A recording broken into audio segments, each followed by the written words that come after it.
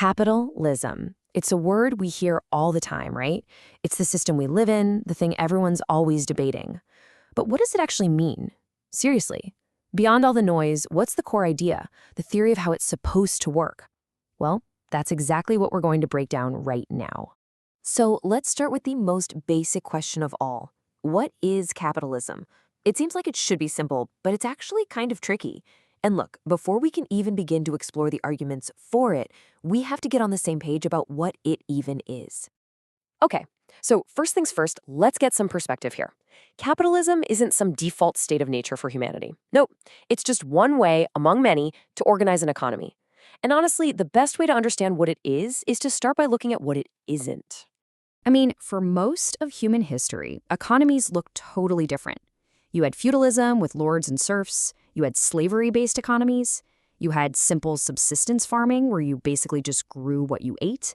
You even had economies with markets.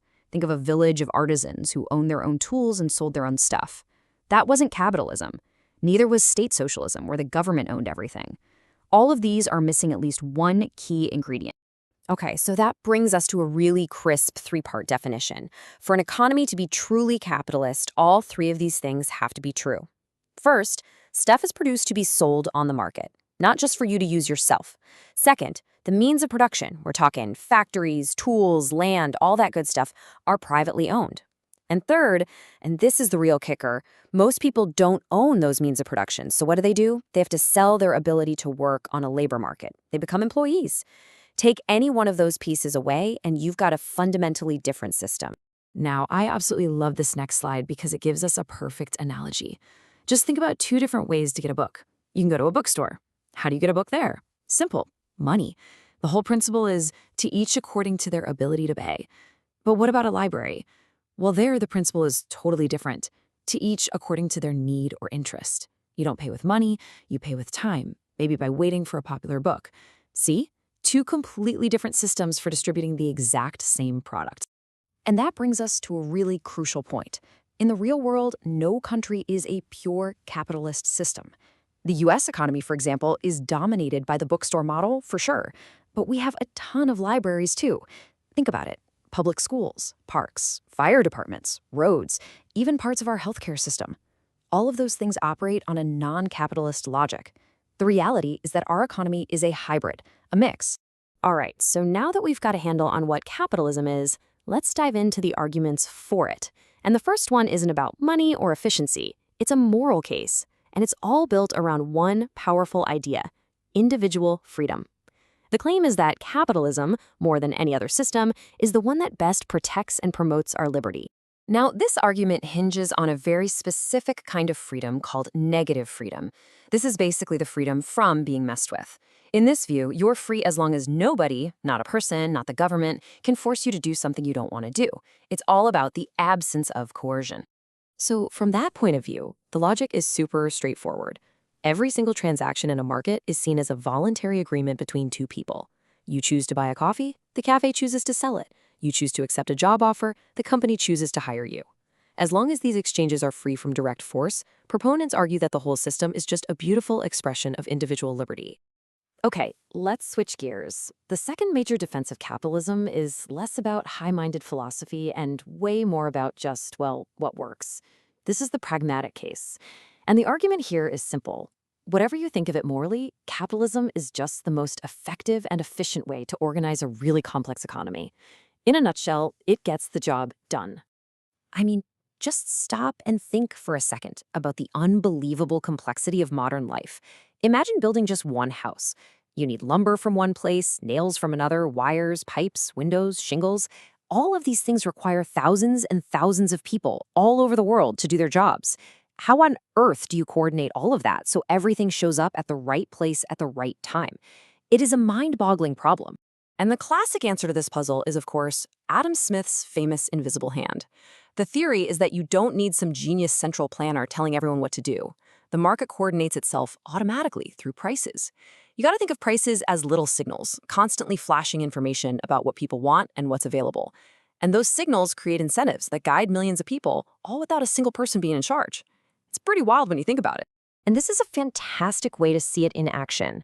Let's say you go buy a chocolate bar. That one simple act sets off a global chain reaction. The corner store owner sees they're running low, so they order more.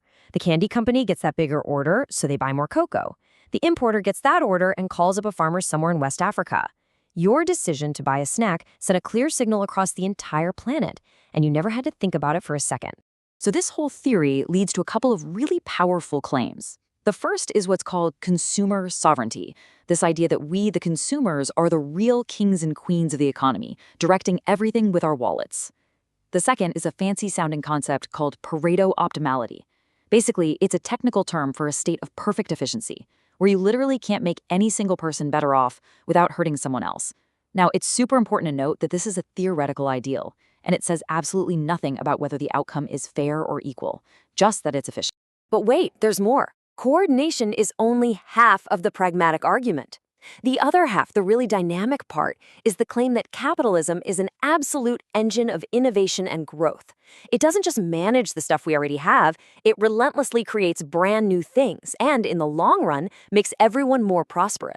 As our source material puts it, this is what's considered the real magic of capitalism. It's not about being perfectly efficient in a single snapshot of time. It's about being this churning, dynamic system that drives human progress and raises living standards through constant, relentless innovation. So how does it work its magic? Well, it comes down to three key things. First, it offers potentially huge rewards if you come up with a great idea. Second, it allows people and companies to take massive risks, to bet big on those ideas. And third, there is the intense, constant pressure of competition. It forces you to get better, because if you don't, you can be sure your competitor will, and then you'll be out of the game.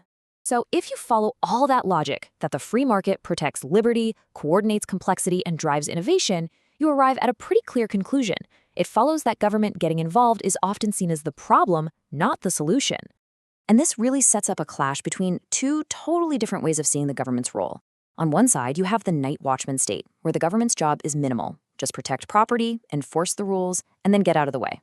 On the other side, you have the Affirmative State, which believes the government has a duty to actively step in to fix problems and improve people's lives. It's pretty clear which side defenders of pure capitalism fall on. Now, the case against government meddling usually comes in two main flavors. The first is the state incompetence argument.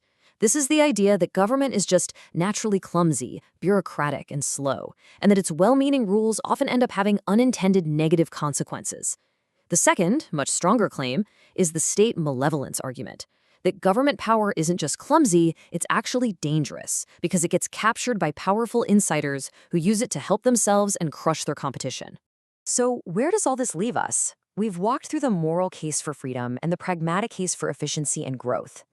But it is so important to remember that this has been a tour of the theory of how capitalism is supposed to work in a perfect world. The reality, as we all know, is a whole lot more complicated. And because the real world is so messy, most people aren't on one extreme or the other. If you look at public opinion, you see this fascinating mix. People generally support private businesses and entrepreneurship, but they also strongly believe the government should play a big role in solving huge problems, like poverty, pollution, or access to healthcare. Our actual views are way more nuanced and, yeah, sometimes even a little contradictory. And that brings us right back to that great analogy we started with, and a final thought to leave you on. If our real economy is this blend of capitalist bookstores and non-capitalist libraries, then the really important debate isn't about choosing one over the other. It's about finding the right balance.